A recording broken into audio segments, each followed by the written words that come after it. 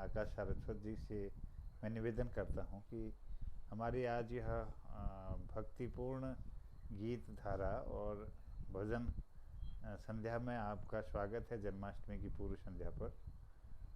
तो मैं आपसे निवेदन करता हूँ कि कुछ अपने आशीर्वचनों से कृतार्थ करेंगे। श्रीमान आकाश सारस्वत सर।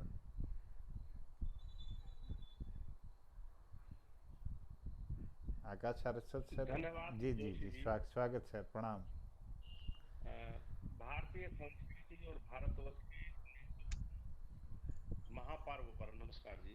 महापर्व जन्माष्टमी पर, जो कि न केवल ब्रजमंडल अपितु पूरे भारत का एक बहुत बड़ा उत्सव है। भगवान श्री कृष्ण का जन्मोत्सव, उसकी पूर्व संध्या पर आपके द्वारा एक बेहतरीन कार्यक्रम रखा गया है। इस कार्यक्रम में सम्मानित श्री पूर्ण चंद्र कांडपाल जी, प्रकाश पांडे जी, नमस्कार। बीना जी, पुष्पांजलि जी, बीना फुलेरा भी हैं, और बहुत सारे विद्वान और विदुषी इस कार्यक्रम में जुड़े हुए हैं। नमस्कार सर, नमस्कार। निश्चित रूप से नमस्कार नमस्कार।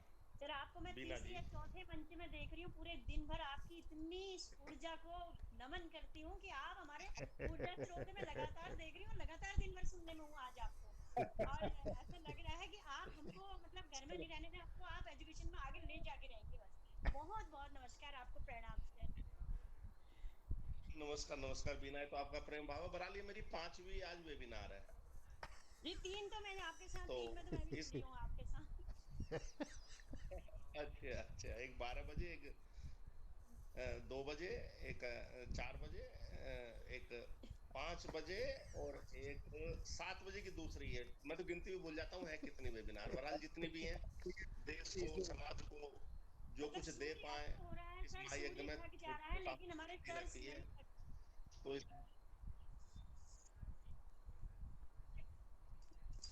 तो इसमें मैं पूर्ण अवसर पर मैं थकूंगा क्यों, जब मेरे मेरे पास आप जैसे हृदयी बिल्कुल कर्मी हैं। तो मुझे बिल्कुल तो आप लोगों से ऊर्जा मिलती है। अब देखो, पांडे जी अवकाश प्राप्ति के बाद भी तैनात रहते हैं, तो सभी लोग लगातार प्रयास कर रहे हैं।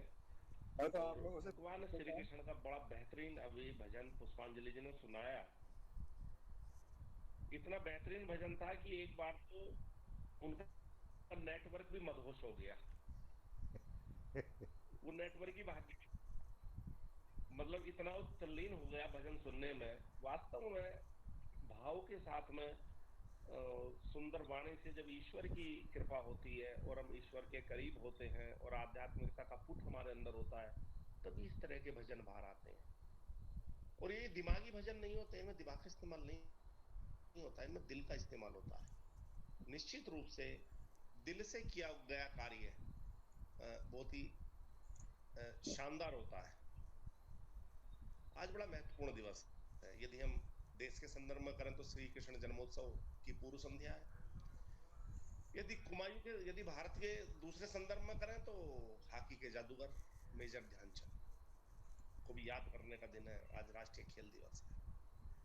और यदि कुमायूं के परिप्रेक्ष्य में, उत्तराखंड के परिप्रेक्ष्य में, कुमायूं के परिप्रेक्ष्य में बात करें तो सम्मानित श्री विपिन चंद्र त्रिपाठी जी की आज संभवतः पुण्यतिथि भी है।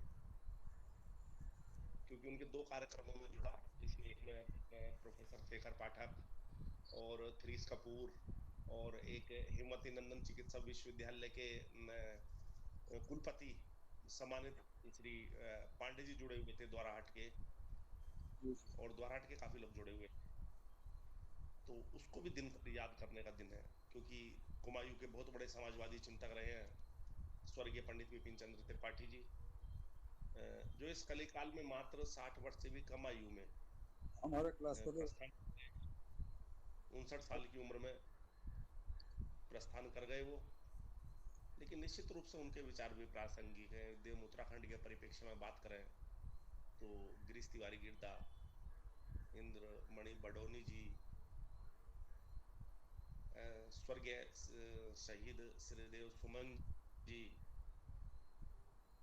सुंदरलाल बहुगुणा जी, वीर चंद्र सिंह गढ़वाली जी, बहुत सारी महान विभूति उत्तराखंड में, बद्रीदत्त पांडे जी, बहुत मतलब हम गिनते गिनते थक जाएंगे, लेकिन उन महान विभूतियों का क्रम कम नहीं होगा।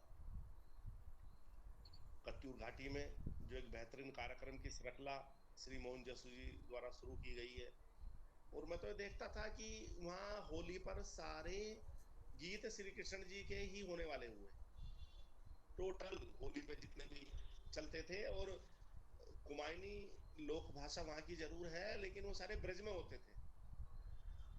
तो निश्चित रूप से श्री कृष्ण तो ऐसे हैं जो हमारे पूरे देश को जोड़ते हैं, पूर्व से लेकर पश्चिम और उत्तर से लेकर दक्षिण तक।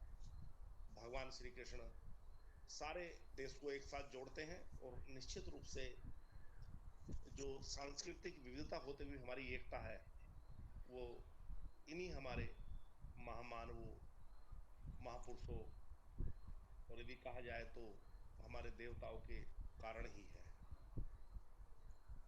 निश्चित रूप से आज बड़ा पवित्र दिन है, और जैसे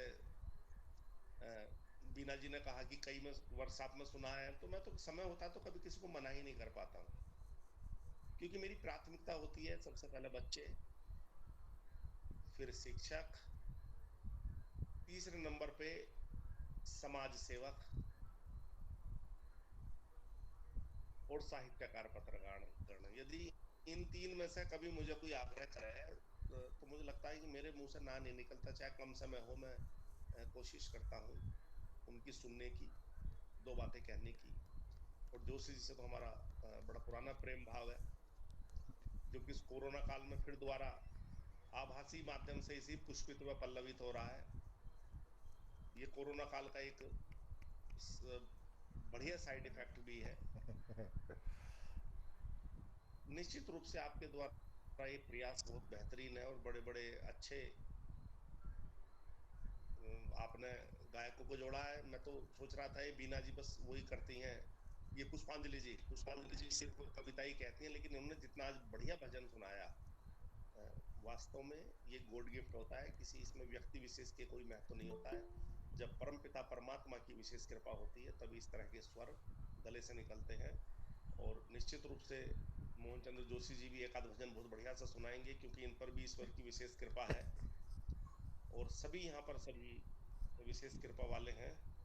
सिर्फ मैं ही अकेला भाषण देने वाला हूँ, बाकी सबके अंदर विशिष्ट प्रकृतियां हैं। मैं सभी को नमन करते हुए, साधुवाद देते हुए, और जोशी जी का और सभी का आत्मीय आभार करते हुए, बहुत और बहुत भारतीय आभार। संस्कृति को याद करते हुए सादर आभार एक आपका। पुराना वाक्य सुना दोहराऊंगा।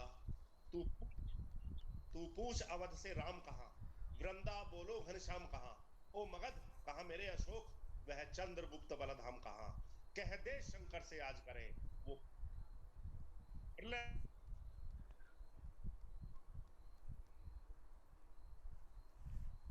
बहुत बहुत आभार आकाश सारस्वत सर का। फिर एक बार सारे भारत में गूंज उठे, फिर हरणों का पहुंचा। धन्यवाद। वाह, बहुत बहुत आभार सर, बहुत बहुत धन्यवाद। आभार, प्रणाम सर। बहुत सुंदर, वाह। बहुत सुंदर, बहुत जी, सभी को नमस्कार।